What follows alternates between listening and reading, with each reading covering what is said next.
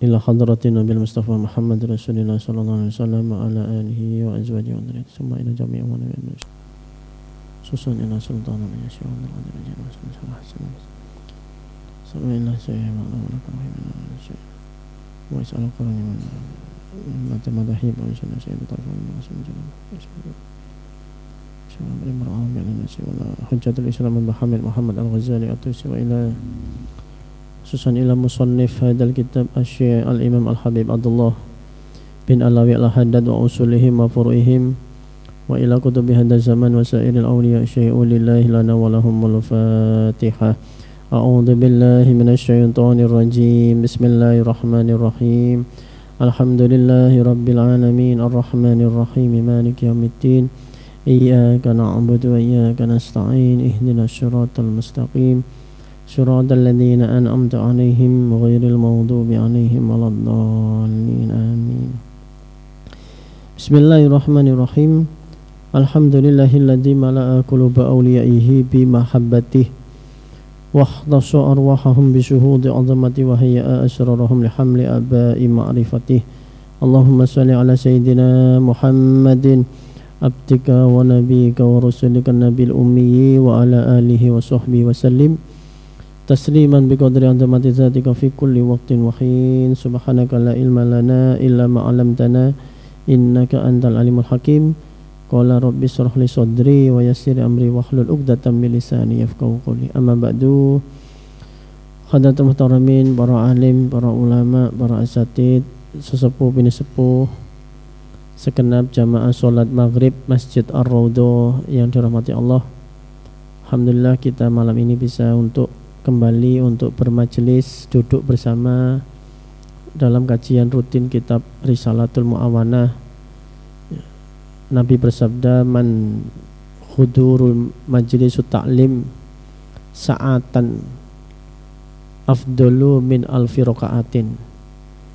Siapa yang duduk menghadiri majelis ilmu saatan, sesaat, entah setengah jam, 1 jam, itu lebih afdol, lebih unggul daripada alfi rokaatin, 1000 rokaat sholat sunnah.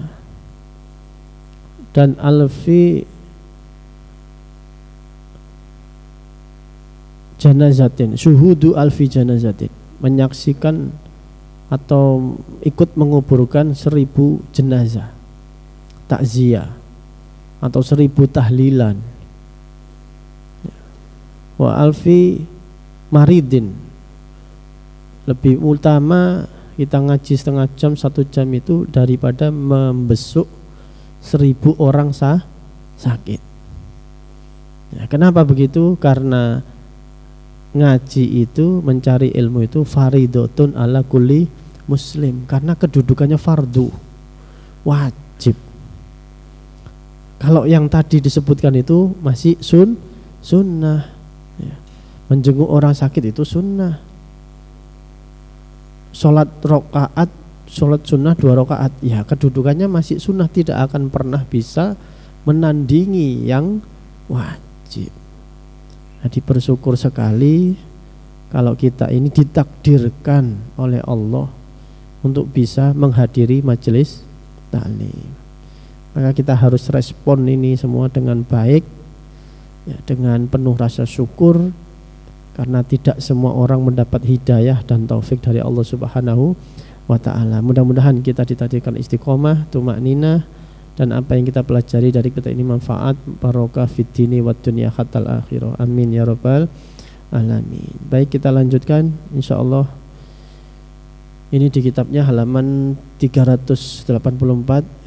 Bismillahirrahmanirrahim. Qala al-muallif rahimahullah ta'ala wa nafa'na bihi wa bi ulumi fid daraini amin. Rabbi yassir wa'in. Insyaallah di bab nomor 121 atau 22 ini. Wa alaika bi ta'allufi baina qulubil mu'minin wa tahbibi ba'dihim ila ba'din bi idharil makhasini wa sitril qabaih. Hendaklah kita ini untuk berlemah lembut, berkasih sayang, mempersatukan hati orang-orang mukmin dan membuat mereka antar kelompok orang mukmin itu tahbibi ba'dihim ila ba'din, saling menyayangi, saling mencintai. Bi'idharil mahasini wasit liqabaih. Nah, jadi orang yang ingin mendamaikan dua kelompok supaya tetap rukun, supaya tetap bagus hubungannya itu, dua kelompok yang berbeda atau misalnya dua negara yang berbeda, itu adalah dengan cara memblow up ya, atau banyak mengekspos kebaikan-kebaikan di antara mereka. Kebaikan kelompok A, kebaikan kelompok B, itu yang selalu disampaikan. Wasitril qabaih, dan di saat yang sama kita berusaha menutupi keburukan-keburukan yang memang pasti ada di setiap kelompok, pasti ada di setiap individu, tidak perlu dikorek-korek dan tidak perlu dibesar-besarkan, karena memang setiap orang pasti punya kejelekan. Begitupun satu komunitas, satu kelompok pasti ada kejelekannya. Tidak mungkin ada satu kelompok itu paripurna betul ya, tidak ada celahnya, is perfect. Satu komunitas itu orangnya apik kabeh, tidak ada. Praktek ibadahnya pasti benar semua, tidak ada. Pasti ada kelemahannya. Nah, yang baik adalah justru kita ini ta'allufi ya, merukunkan. Jadi justru jangan sampai membuat pecah belah. Wa alaika lan natapono siro ya, berusaha latih kita untuk biislahi zati bainihim, untuk mengislahkan perpecahan yang terjadi di antara umat Islam, perpecahan di antara komunitas mukmin kita. Islah. Fa inna lil islahi fadlan yazidu ala fadlin nafli minas sholati wassiyami. Kalau kita bisa merukunkan orang-orang atau kelompok-kelompok yang bertikai, lalu kita rukunkan, kita persatukan, pahalanya itu lebih tinggi juga daripada sholat-sholat sunnah, puasa-puasa sunnah. Jadi resolusi konflik ya, belajar ilmu resolusi konflik itu penting. Kalau ada dulu itu GAM ya, Gerakan Aceh Merdeka, itu kalau bisa dipertemukan kedua belah pihak karepe opo, lalu dirukunkan sehingga bersatu, tidak sampai pecah belah. Jadi jangan malah ngompor-ngompori, mengambil keuntungan dan sebagainya. Justru haruslah diselesaikan, sehingga alhamdulillah sampai sekarang ya, kita dengan Aceh sudah tidak ada lagi semacam dulu ada GAM itu. Nah misalnya itu contoh. Maka pihak-pihak yang menengahi, pihak-pihak yang memfasilitasi supaya terjadi kerukunan, terjadi persatuan, itulah orang-orang yang mendapatkan pahala yang besar di sisi Allah, ganjaran yang besar, lebih besar daripada ahli ibadah yang sholat sunnah, puasa sunnah, Senin Kamis ataupun Daud. Kalah dengan ini. Ini krusial ya, merukunkan dua kelompok besar itu luar biasa.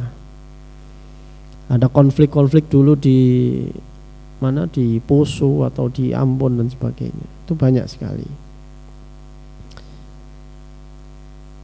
Karena ini wala siyama bainal walid wala waladihi, juga tidak perlu mungkin komunitas yang besar ya. Bisa juga kita ini merukunkan antara orang tua yang sedang bertengkar dengan anaknya. Mungkin saudara kita ya, siapa tahu kita punya saudara kakak atau adik sedang tidak rukun dengan ibu bapak kita. Itu malah jangan pro kakaknya atau pro saudaranya, pro ibunya. Jangan. Orientasi kita, tujuan kita harus bisa merukunkan. Tidak tidak malah terjebak pada membelani saudara atau membelani orang tuanya. Tidak. Kalau kita betul-betul sayang pada mereka, ya rukunkan bagaimanapun caranya. Seandainya mereka salah, siapa yang saudaranya yang salah, orang tuanya benar, ya gimana caranya supaya orang tuanya berbesar hati memaafkan, dan si anak saudaranya ini yang salah bisa dengan sukarela minta maaf, bisa rukun. Nah, kita sebagai pihak yang tidak terlibat jangan kemudian sembuh gak melok-melok. Ya kalau memang kita sudah berusaha untuk merukunkan, menengahi, memfasilitasi, tapi itu sebenarnya sebuah usaha yang tidak henti-hentinya. Sekali dicoba temukan nggak ketemu, masih berantem, ya jangan putus asa, ya. Jangan kemudian sik nyoba sekali terus mbok wis berusaha tak iki yo gak anu. Ya harus panjang memang prosesnya. Panjang. Dan itu banyak terjadi para hadirin, para jamaah sekalian. Di hampir seluruh keluarga atau rumah tangga ada hal-hal seperti itu, hampir semuanya. Hampir semuanya. Jangan dikira kalau keluarga kiai itu kemudian nggak ada ujiannya, nggak ada cobaannya. Ada sama. Ya. Saya pernah waktu bertamu ke rumahnya kiai di daerah Tuban, kebetulan itu ada tamu lain di situ. Nah, tamunya ini ya orang pesantren juga, ya pengasuh pondok pesantren juga. Itu sedang curhat ke kiai, jadi kami bisa mendengarkan itu. Orangnya sampai menangis-nangis karena dia bertengkar dengan sesama saudaranya. Bertengkar tentang pengelolaan pesantren gitu. Tidak ada orang tuanya yang berusaha merukunkan, katanya. Dia sedih karena kebetulan beliau ini mantu. Masih ada orang tuanya, masih ada ibunya ini atau mungkin siapa ini, masih ada. Tapi tidak berusaha merukunkan, malah membela yang pihak satunya. Nah, sampai-sampai ada fatwa dari kubu seberangnya itu sampai mengatakan kalau sampai orang dipondokkan di pondok pesantrennya dia itu haram hukumnya. Loh. Jadi orang dolek ilmu itu haram. Sampai ada keluar fatwa seperti itu. Jadi sudah tidak sudah tidak waras ya kalau menurut saya. Kalau orang sudah kadung bertengkar itu udah mangkel. Jadi bisa tidak waras. Oh, orang cari ilmu kok haram itu bagaimana? Ya. Itu sampai terjadi betul. Jadi di keluarga notabene keluarga ulama ya, keluarga kiai, keluarga pesantren bisa banyak ya, bisa. Apalagi yang tidak pesantren. Nah, kita yang biasa-biasa ini ya ada aja. Itu. Nah, maka posisi kita haruslah berusaha untuk merukun, bukan malah tambah ngompor-ngompori atau bahkan malah memihak satu sama lain dan malah membuat pecah ya keluarga itu malah tidak bagus. Malah bisa jadi kita akan mendapat dosa besar karena nambah-nambahi adu-adu jangan sampai. Bismillahirrahmanirrahim. Maka wal qoribi, selain antara orang tua dengan anaknya adalah wal qoribi wa qarabatihi, antara kerabat ya, dengan famili yang masih sepupu atau masih ada hubungan keponakan dan sebagainya. Kalau ada yang berantem kita berusaha merukunkan. Intinya kalau ada konflik itu jangan memihak, jangan partisan ya. Bahwa kalau kita ingin mendudukkan, mungkin kita dimintai untuk memutuskan ini yang benar yang mana, boleh. Oh iya, sebetulnya yang benar yang ini, karena harus mengatakan yang hak itu hak, yang batil itu batil. Mana yang boleh Misalnya kita diminta untuk menjadi hakimnya, untuk memutuskan ini yang benar yang mana. Nah, kita menjelaskan yang hak yang mana, tapi kemudian berusaha merukunkan. Ya sudah selesai kan sudah tahu mana yang salah, mana yang benar. Sekarang cari solusinya supaya bisa rukun. Nah itu. Bukan atas nama mengatakan, saya kan harus menerangkan mana yang benar dan salah. Itu salah. Tapi Anda partisan, gitu. Anda memihak. Jadinya keluarga itu tidak terselamatkan. Intinya kan begitu. Tetap berantem, tetap gak rukun, tetap pecah. Apa gunanya kemudian? Ya. Jadi usahakan tetap prosesnya mungkin akan panjang, bisa bertahun-tahun. Ya, bisa bertahun-tahun. Tapi jangan sampai putus asa. Insya Allah pasti akan suatu saat ya rasa sedulurannya sebagai saudara kandung atau sebagai saudara kerabat famili itu pasti akan ada suatu saat muncul dan akhirnya satu titik itu bisa dirukunkan. Saya sendiri pernah menyaksikan abah saya almarhum itu. Saya menyaksikan langsung. Kebetulan pas berdua dengan saya, jadi tidak sama Umi, tidak sama saudara-saudara saya. Itu proses yang panjang itu, ada dua saudara itu berantem. Ya, jadi saya ikut pas kebetulan di situ dan sejak titik itu kedua saudara itu akhirnya bisa rukun, ya, bisa rukun. Padahal ya kalau kita mau memihak gampang aja, iki sing salah, iki sing nakal gitu. Ini yang benar itu. Tapi orientasinya nggak ke sana. Kita nggak sedang mencari siapa yang enggak. Kalau kita justru menegaskan hanya untuk ini salah ini benar, ya kita yang kalah. Kita kalah oleh setan. Karena setan itu seneng kalau umat Islam itu saudara orang mukmin itu saling bertengkar. Artinya kita yang kalah. Percuma kita memihak. Itu yang benar, itu yang salah. Anda sudah kalah. Ya. Jadi yang kita lawan itu bukan saudara kita, bukan orang tua kita, bukan siapa-siapa, bukan. Yang kita lawan itu adalah setan yang sedang bersarang di hawa nafsunya orang yang keliru itu. Nah, kita ingin menyelamatkan, ya. Orientasinya itu menyelamatkan. Jangan sampai terus-terusan bertengkar, jangan sampai dosa itu berkelanjutan. Nah, itu seorang ulama sejati begitu. Dan itu yang dialami oleh Sultanul Aulia Syekh Abdul Qadir Al-Jilani qaddasallahu sirah. Ketika beliau itu sedang nyantri di Baghdad itu, sedang aliran umat Islam itu sedang luar biasa. Antara ahlul kalam, ya, ada orang sufi yang agak ekstrim, ya, sufi yang ala-ala sufi tapi sebenarnya bukan sufi. Ada yang terlalu fikih, terlalu syariat sampai tidak mempelajari Islam yang hakikat, misalnya. Terlalu fanatik pada ilmu ini dan sebagainya. Jadi ada banyak kelompok-kelompok. Syekh Abdul Qadir Al-Jilani sampai minder, ya. Orangnya alim-alim, orangnya ilmunya top-top. Saya masih kecil, siapa saya. Tapi keinginan beliau itu untuk merukunkan, ingin mempersatukan umat. Kenapa bisa terpecah begini? Akhirnya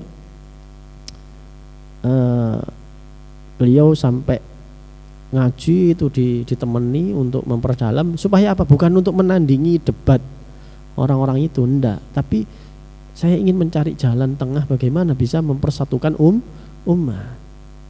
Jadi ngaji diniati untuk mempersatukan umat, bukan untuk hebat-hebatan dan menjadi orang yang enggak. Jadi keprihatinan untuk adanya perpecahan itu penting, ya. Rasa prihatin, rasa tidak terima kita kalau komunitas ini tidak rukun, ya, tidak baik, itu harus ada di dalam diri kita. Wa qala Allah Ta'ala innamal mu'minun ikhwatun fa aslihu baina akhawaikum. Sesungguhnya kaum mukmin itu adalah saudara. Jadi kita ini adalah saudara. Fa aslihu, maka perbaguslah oleh kalian baina akhwaikum, di antara saudara-saudara kalian semua, baik-baikin. Jangan sampai kita menjadi bagian dari pecah belah itu tadi, chaos, kerusuhan dan sebagainya. Wa iyyaka fasadadatil baini bin namimah wal ghibah. Dan takutlah engkau, kata Imam Al-Haddad, untuk kita ini membuat kerusakan dengan menimbulkan pepercahan di antara kaum mukmin. Bin namimah dengan adu domba, atau apa bahasanya? Ya, adu domba. Wal ghibah, dan ghibah, ngerasani. Wa nahwihima, dan semacam itu, mimma yujibu tanafur, yang mana intinya adalah dia, perilaku tersebut membuat kaum mukmin ini saling membenci, ya, saling bermusuhan. Wat tadabur, dan saling singkur-singkuran, ya. Saling menduburi, itu dubur itu kan belakang, ya. Jadi saling menduburi itu berarti saling singkur-singkuran, saling tidak sapa, bermusuhan. Jadi nek ketemu satu forum, aku lek ono wong iku gak teko, males. itu saling singkuran. Sing siji ya ngono, lek ono iki mending aku gak usah. Jadi gak iso ketemu. Seperti dua kutub. Fa inna dzalika azimun indallahi ta'ala, karena sawangane remeh, ya, ghibah, adu-adu, tapi itu sesungguhnya serius bagi Allah. Nah ini, kadang-kadang kita ini hidup ini terbalik, ya. Apa-apa yang bagi Allah serius, kita nggak serius. Tapi apa-apa yang bagi Allah itu remeh, kita terlalu serius. Keliru konsep. Harusnya kita menyesuaikan dengan Allah. Apa-apa yang dianggap Allah serius, kita juga serius. Apa yang dianggap Allah itu ringan, nggak penting, kita juga harus menganggapnya nggak penting. Ibadah, menghamba kepada Allah, membersihkan hati itu penting. Bagi Allah itu penting. Mengejar dunia bagi Allah itu tidak penting. Biasa-biasa saja pada dunia. Malah kalau iso itu zuhud itu. Kalau tidak bisa ya biasa-biasa, sing sewante. Justru untuk akhirat, untuk kebersihan hati rohani itu yang serius. Nah kita kebalik. Urusan dunia kita serius. Urusan akhirat, wais, saiso-isone gak apa-apa, gak penting. Nah, ini akhirnya kita tidak pernah cocok, ya, tidak pernah gatuk dengan kehendak Allah.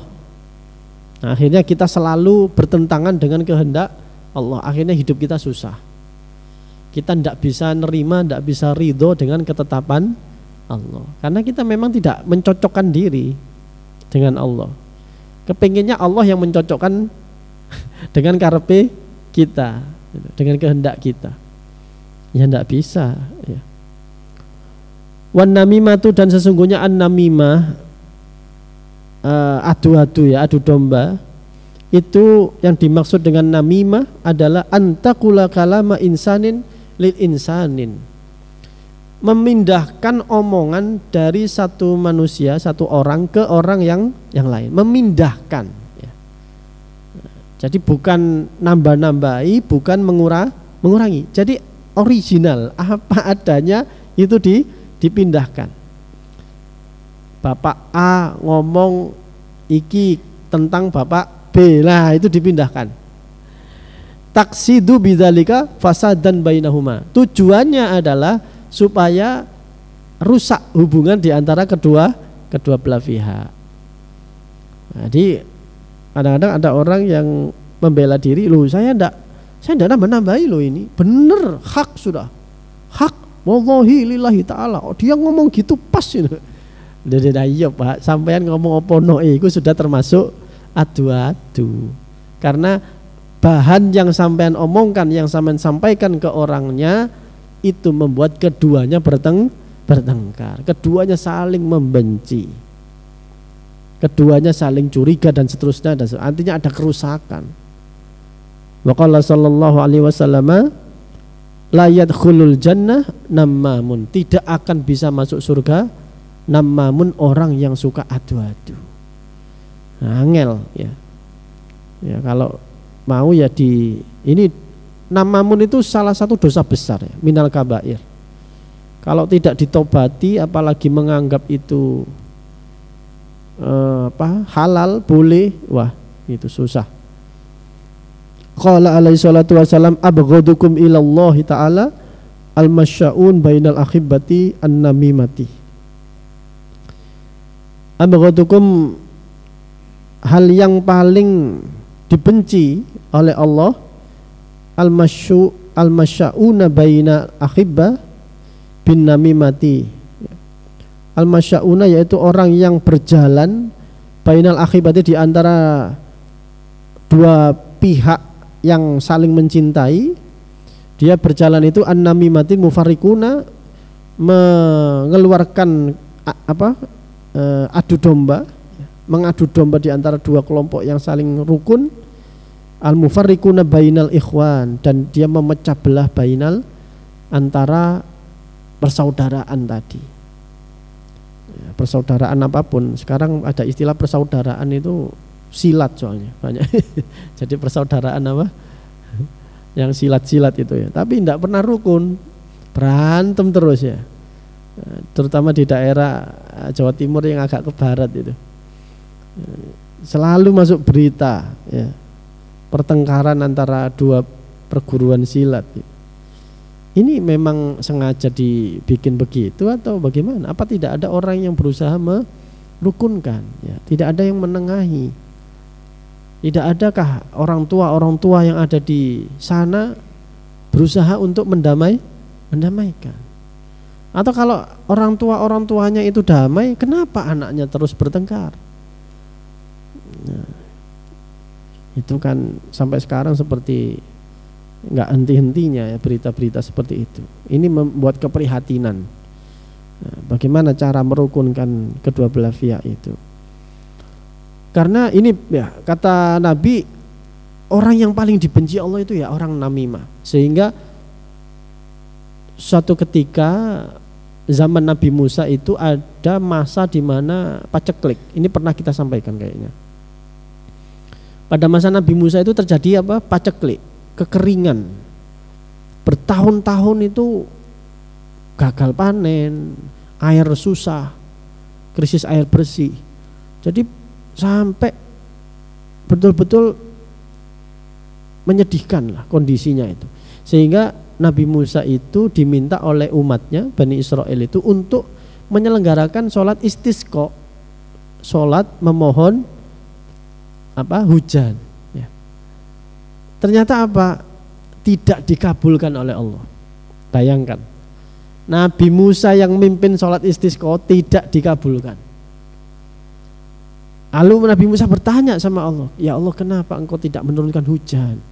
Kami sudah menyelenggarakan sholat istisqa dengan memohon segala kerendahan, dengan menangis-nangis kepada engkau. Kata Allah kepada Nabi Musa, wahai Musa, aku tidak mau menurunkan hujan karena di antara orang-orang yang sholat bersamamu itu, di komunitasmu itu ada orang yang sukanya adu-adu, namimah. Oh, Nabi Musa ini kan orangnya terkenal ini ya, kalau emosi langsung siapa itu ya Allah? Biar saya usir orangnya, kata Nabi Musa. Loh, ya apa sih Musa? Aku itu mengharamkan orang adu-adu. Lah kalau aku mengabarkan kepada kamu mana orangnya, berarti aku adu-adu. Jadi jawaban Allah itu agak menghibur juga. Kalau kata Allah, kalau aku mengabarkan orangnya kepadamu, berarti aku ini adu-adu. Padahal aku mengharamkan namimah, adu domba. Nah, terus bagaimana ya Allah, saya harus ya kata Allah, ya bertobatlah jami'an, bertobatlah kamu semua. Ya tobat kabeh, semua orang yang ada di situ harus tobat, berhenti melakukan dosa-dosanya masing-masing. Tidak tahu mana orangnya. Saya tidak mau ngabari kata Allah gitu. Ya. Kalau kita kan enggak, sing iku lho wonge sing kelambi kuning misalnya gitu kan mesti. Ya, kita kan sering kasih kode begitu ngerasani wong atau adu domba. Nah, itu terjadi betul zaman Nabi Musa. Bahwa orang yang namimah itu menyebabkan krisis, menyebabkan paceklik, sehingga menyusahkan banyak orang. Ya, provokator, terutama zaman sekarang ya, zaman tahun-tahun politik, masya Allah. Yes. Dari video, potongan-potongan video digabungkan dengan potongan yang lain seolah-olah ini saling menyerang dan tidak paham. Orang yang menyaksikan tidak paham ini potongan video ini ada konteksnya, ada permulaan, ada terusannya kan. Kalau dipotong begini itu dolim, Pak. Saya ngaji begini bisa saja kan, dipotong satu kata lalu digabungkan dengan omongan yang lain, nggak ngerti konteksnya. Ini lagi memberi contoh, memberi ibarat atau memberi perumpamaan, kan nggak tahu orang. Nah, kelemahan kita itu netizen itu juga begitu. Ya, minim klarifikasi, minim tabayun, cocok akhirnya. Gampang diadu domba. Nah, tahun-tahun politik, tahun-tahun kebencian itu masya Allah.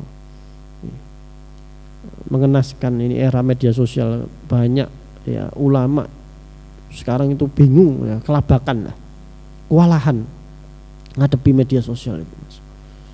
Karena efeknya itu dahsyat sekali ya, efeknya dalam memproduksi dosa secara berjamaah, memproduksi kezoliman, memproduksi kemaksiatan itu luar biasa, damage-nya itu, merusaknya itu dibandingkan era masih televisi atau radio atau apapun lah itu. Ini betul-betul kewalahan, dan sebentar lagi era media sosial mungkin akan selesai, Pak. Nanti akan digantikan oleh era AI, artificial intelligence itu, masya, itu lebih mengerikan lagi. Tidak tahu nanti itu bagaimana. Bismillahirrahmanirrahim. Wal ghibati, sedangkan ghibah hiya an tadhkura insanan fi ghaibatihi bima yakrahuhu. Ghibah itu adalah menyebutkan seseorang, menyebut-nyebut seseorang itu fi ghaibati, dalam pembicaraannya, bima yakrahuhu, terhadap sesuatu yang tidak disukai orang tersebut. Ya. Walau kana hadiron, meskipun orangnya ada di situ, ya sama saja. Kalau kita menyebut hal-hal yang tidak disukai orang tersebut, itu ghibah. Taksidu bidzalika tankisohu. Ya. Tujuannya adalah untuk nyacat. Jadi ono wong, aku gak ngerasani lho wonge soalnya nang kene.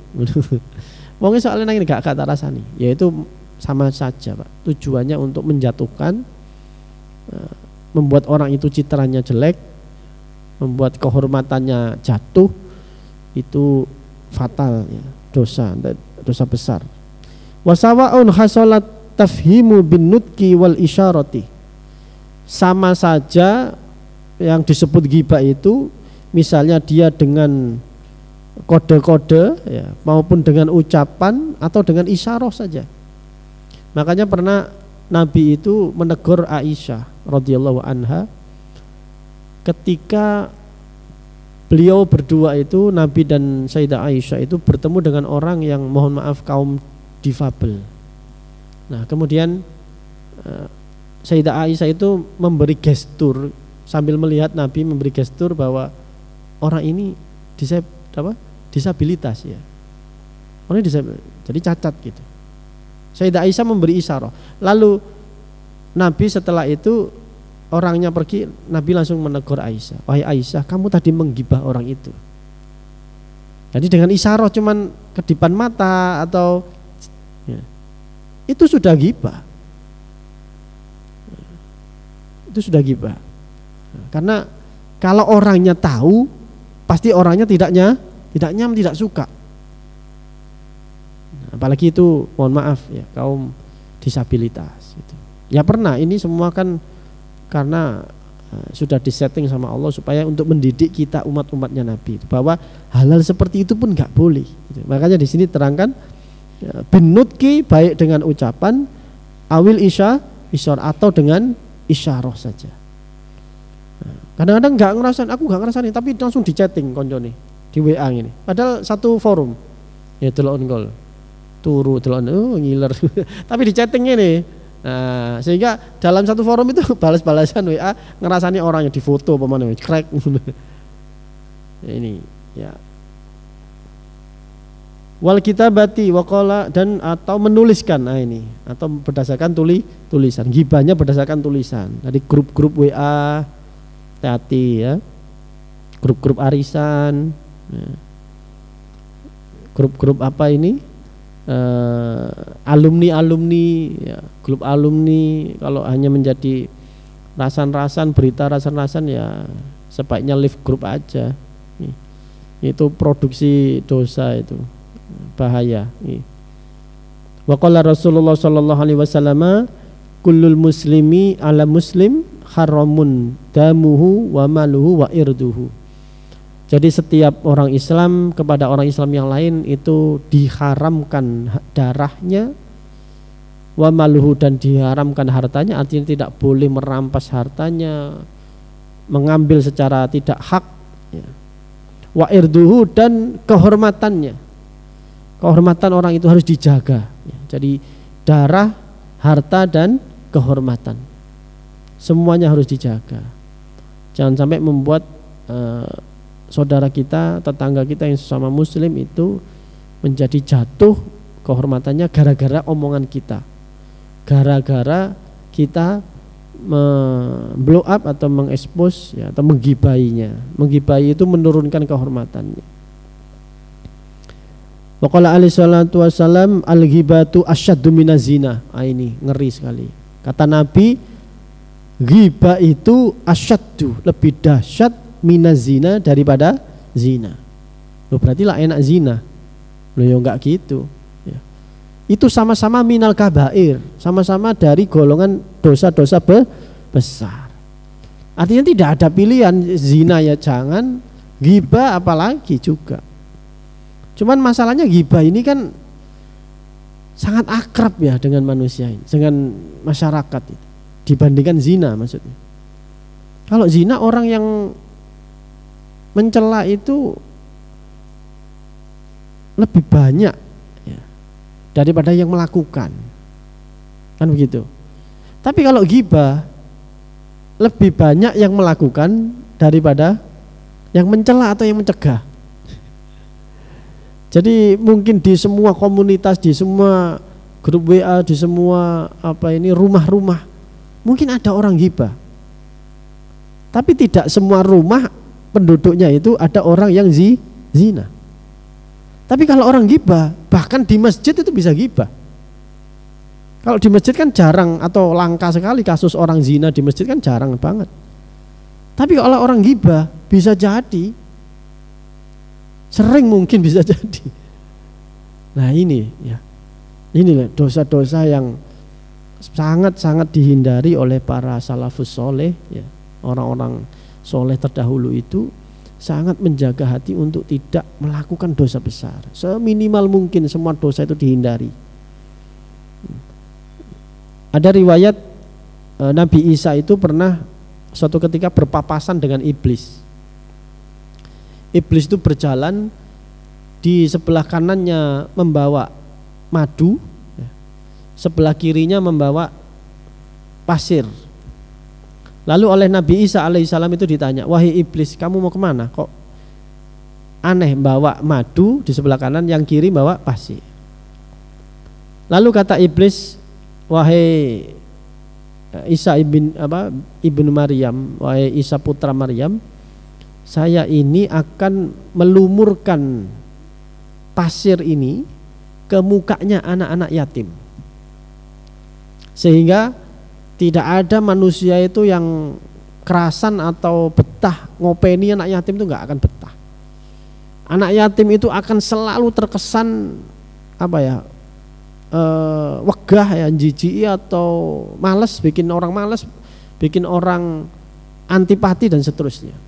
Jadi memang dikreasi, di make up sedemikian oleh setan itu begitu, oleh iblis. Oh, jadi nanti supaya orang-orang tidak seneng sama anak yatim. Iya bener. Ono alasan sing jarine anak yatim nakal lah iki lah. Padahal anak dhewe yo nakal. Lah yang kanan madu itu untuk apa iblis? Kata iblis kepada Nabi Isa, madu ini akan aku lumurkan ke bibirnya orang-orang yang sedang ghibah. Sehingga orang-orang itu kalau lagi duduk-duduk bersama jagongan, ngopi, rokokan bareng, itu gak enak rasanya gak ghibah. Semakin ghibah itu semakin gurih biasa. Nah itu semakin saya lumuri mulutnya itu. Sehingga semakin ghibah dia semakin gurih, semakin kerasan. Nah, sing awalnya ngantuk karena diajak ghibah akhirnya melek karena merasakan nikmat. Nah, ini ya, ada satu riwayat seperti itu. Sehingga para ulama dulu itu lebih tirakatnya itu lebih kepada menghindari dosa-dosa daripada terburu-buru memperbanyak ibadah. Nih. Kalau memperbanyak ibadah tapi masih melakukan dosa-dosa besar, ghibah, ya an-namimah, adu-adu, tetap akan habis pahalanya. Ya. Wa auhallahu ila Musa alaihissalam man mata taiban minal ghibah fahuwa akhiru man yadkhulul jannah. Allah mewahyukan kepada Nabi Musa bahwa orang yang ahlul ghibah itu meski dia di akhir hidupnya tobat, dia akan terakhir masuk surga. Jadi mlebu surga niku soft belakang. Orang yang senang ghibah. Waman mata musyirran alaiha, dan siapa orang yang mati tapi belum sempat tobat dari ghibahnya. Sampai tuwek sik hobi ghibah terus. Tersibukkan musyirran alaiha fahuwa awwalu ma yadkhulun nar. Dia termasuk orang-orang yang berada di soft pertama masuk neraka. Nauzubillah. Wa iyyaka, dan takutlah engkau wa zulma fa innahu zulmatun yaumal qiyamah wala siyama zulmul ibad fa innahu zulmu alladzi la yatrukullah. Dan kita harus menghindari untuk berbuat zalim, aniaya pada orang. Hati-hati ya. Menganiaya orang lain itu mengambil hak orang lain, merampas hak orang lain, tidak memberikan haknya ya. Misalnya bos kepada karyawan itu bisa, pemimpin kepada yang dipimpin itu hati-hati. Merampas yang bukan haknya, nyolong tanah, apa itu namanya, minda patokan tanah. Kalau di perumahan jarang sih kasus begitu ya, di desa-desa biasanya. Jadi pembatas tanah itu digeser. Hati-hati, itu dolim. Juga melakukan penipuan ya, kepada orang. Janji menyaur utang bulan depan, ternyata kalimatnya kan saya katakan bulan depan. Nah, nanti bulan depan dia mau bulan depan lagi, sengaja, dolim itu. Nah, itu adalah sesuatu yang tidak akan pernah didiamkan oleh Allah. Masuk prioritas.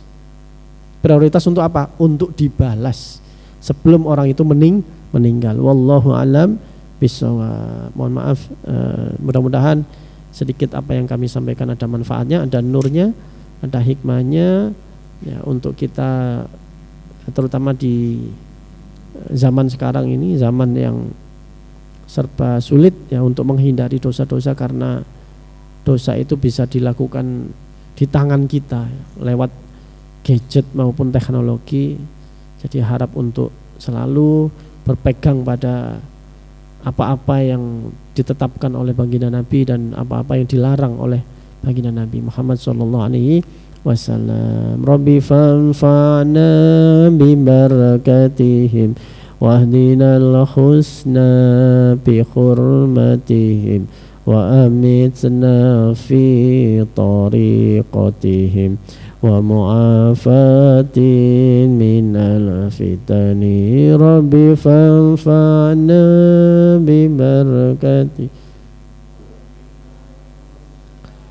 بحرمتهم وأمتنا في طريقتهم ومعافاة من الفتن ربي فانفعنا ببركتهم واهدنا الحسنى بحرمتهم وأمتنا في طريقتهم ومعافاة من الفتن بسم الله الرحمن الرحيم اللهم إني أستودعك ما علمتنيه فاردده إلي عند حاجتي إليه ولا تنسنيه يا رب العالمين اللهم إني